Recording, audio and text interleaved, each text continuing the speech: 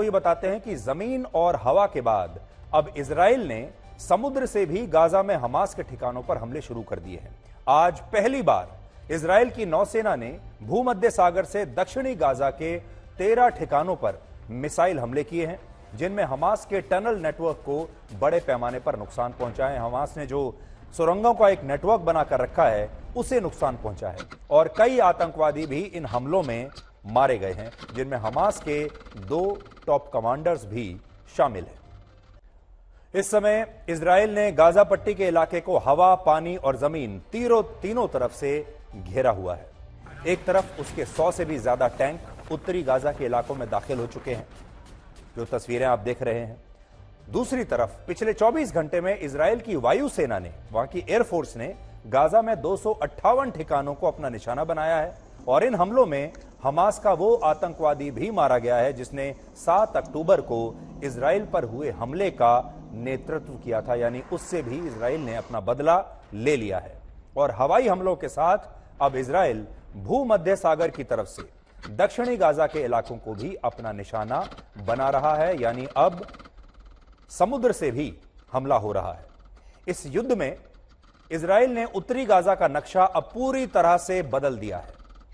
अब आपको कुछ तस्वीरें दिखाते हैं जो सैटेलाइट से ली गई हैं। सैटेलाइट से ली गई इन तस्वीरों में आप ये देख पाएंगे कि उत्तरी गाजा के जिन इलाकों में मई के महीने तक बड़ी बड़ी इमारतें, बिल्डिंग्स और रिहायशी इलाके नजर आते थे, वो तमाम इलाके अब मिट्टी और मलबे के ढेर में तब्दील हो चुके हैं। देखिए, ये 10 मई की तस्वीर 2013 की और 2023 की, 10 मई 2023 की तस्वीर यहां आपके सामने है और फिर 21 अक्टूबर 2023 की तस्वीरें यहां आप देख सकते हैं।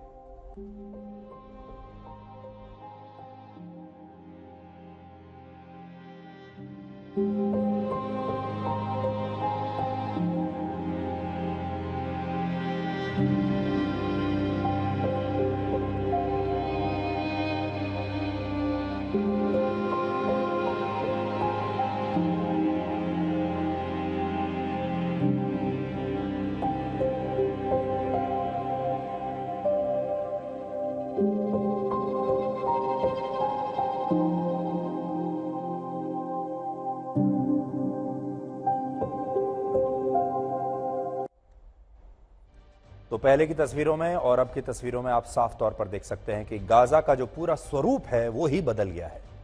अब आपको गाजा में हुए एक बड़े दिलचस्प सर्वे के बारे में बताते हैं, जो 28 सितंबर से 6 अक्टूबर के बीच हुआ था।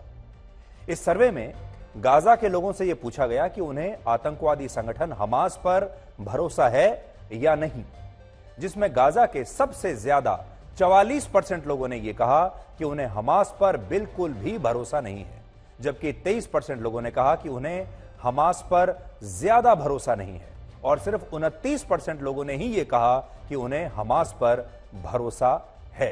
तो गाजा के लोगों पर जो सर्वे हुआ है, इससे आप समझ सकते हैं कि गाजा में फिलिस्तीन के जो मुसलमान हैं, जो फिलिस्तीन के मुसलमान वहां रहते हैं, उनमें ज्यादातर हमास के साथ नहीं है और वो हमास पर भरोसा नहीं करते। ध्यान देने वाली बात यहां पर यह है कि यह सर्वे है 28 सितंबर से 6 अक्टूबर के बीच इस साल, और जो इजराइल पर हमला हुआ था वो हुआ था 7 अक्टूबर को। यानी इजराइल पर हुए हमास के हमले से ठीक एक दिन पहले का यह सर्वे है और उस दिन तक आप देख सकते हैं कि हमास की जो लोकप्रियता है वो फिलिस्तीन में और गाजा में कोई खास नजर नहीं आ रही है। 44% लोग ये कहते हैं कि उन्हें हमास पर यकीन है ही नहीं। लेकिन दूसरी तरफ आप हमारे देश भारत को देखिए, जहां एक खास वर्ग को हमास के आतंकवादियों पर अटूट भरोसा है। 26 अक्टूबर को केरल में फिलिस्तीन के मुसलमानों के समर्थन में एक रैली हुई थी, जिसका आयोजन इंडियन यूनियन मुस्लिम लीग की तरफ से किया गया था। यह केरल की वही पार्टी है जो विपक्ष के इंडिया गठबंधन का भी हिस्सा है। यह भी नोट करने वाली बात है, यह पार्टी विपक्ष के इंडिया गठबंधन का हिस्सा है। लेकिन कल इस पार्टी के एक विधायक M.K. मुनीर ने कहा कि गाजा में जो लोग वहां की आजादी के लिए लड़ रहे हैं, उन्हें आतंकवादी कहना सही नहीं है। और यह ठीक वैसा ही है जैसे अंग्रेज भारत के स्वतंत्रता सेनानी नेताजी सुभाष चंद्र बोस और शहीद भगत सिंह को आतंकवादी मानते थे, और अब इसी तरह से गाजा के स्वतंत्रता सेनानियों को भी आतंकवादी कहा जा रहा है, जबकि वहां के लोग और ये सब लोग उन्हें आतंकवादी नहीं मानते। यानी गाजा के लोगों को हमास पर भरोसा नहीं है, लेकिन हमारे देश के खास वर्ग को हमास के आतंकवादी अब स्वतंत्रता सेनानी लगते हैं। आप सुनिए उन्होंने क्या कहा। तो इन्हें हमास के आतंकवादियों में हमारे देश के स्वतंत्रता सेनानी नेताजी सुभाष चंद्र बोस नजर आ रहे हैं, इन्हें भगत सिंह नजर आ रहे हैं, और ये आतंकवादियों की तुलना हमारे स्वतंत्रता सेनानियों से कर रहे हैं, जिस पर हमें पूरे देश को कड़ी आपत्ति होनी चाहिए। इंडियन यूनियन मुस्लिम लीग की इसी रैली में कांग्रेस के नेता शशि थरूर भी शामिल हुए थे, लेकिन आज शशि थरूर की तारीफ करनी होगी कि उन्होंने बिना किंतु परंतु के इसी मंच से हमास को आतंकवादी संगठन कहा, और 7 अक्टूबर को इजराइल पर हुए हमले का उन्होंने जबरदस्त विरोध किया। शशि थरूर ने क्या कहा वो भी देखिए। You are here for peace and human rights.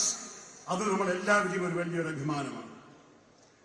This may well be one of the most important political rallies we have seen in India and perhaps across the world in defense of human rights and in favor of peace. This is a rally for peace. तो शशि थरूर की तारीफ होनी चाहिए, और शशि थरूर ने इस मंच से जो भी कुछ कहा, असल में हर एक भारतीय का यही स्टैंड होना चाहिए। इस युद्ध के बीच साउथ चाइना सी में एक ऐसी घटना हुई है जिसने पूरी दुनिया को हैरान कर दिया है। अमेरिका के रक्षा मंत्रालय ने एक वीडियो जारी किया है जिसमें बताया गया है कि 24 अक्टूबर को जब अमेरिका का एक बॉम्बर प्लेन साउथ चाइना सी के ऊपर अपने एक रूटीन ऑपरेशन के तहत उड़ान भर रहा था, उसी दौरान चीन के एक फाइटर जेट ने इस बॉम्बर प्लेन का रास्ता रोकने की कोशिश की, और इसकी वजह से दोनों विमान एक दूसरे के इतने करीब आ गए कि उनके बीच सिर्फ 10 फीट की दूरी रह गई थी, और इस दौरान ये दोनों ही विमान आपस में कभी भी टकरा सकते थे। ऐसी स्थिति थी, ये इतने करीब थे एक दूसरे के। आप भी इस घटना का पूरा वीडियो देखिए जिसमें आपको दिखाई देगा कि अमेरिका का बॉम्बर प्लेन है और उसके ठीक बगल में चीन का फाइटर जेट आकर 10 फीट की दूरी पर उड़ान भरने लगता है। देखिए, अमेरिका के रक्षा मंत्रालय का कहना है कि चीन ने उसके बॉम्बर प्लेन का रास्ता रोककर दोनों देशों के बीच तनाव को बढ़ाने की कोशिश की है, और चीन ऐसा करके अंतर्राष्ट्रीय हवाई सुरक्षा नियमों का उल्लंघन कर रहा है।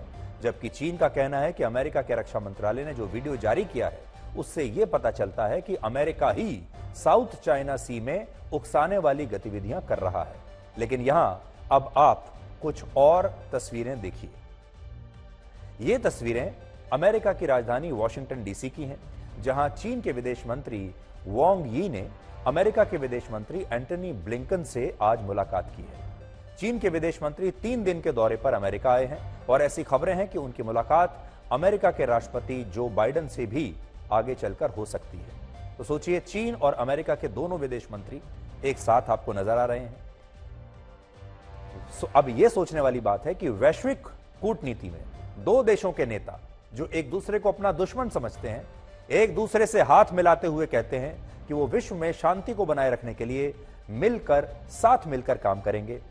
फोटो खिंचवाते हैं, हाथ मिलाते हैं, बड़े बड़े शांति के बयान देते हैं, लेकिन जब वो हाथ मिलाकर वापस जाते हैं तो अपनी सेना से यही कहते हैं कि दुश्मन देश पर अपने हमले जारी रखो।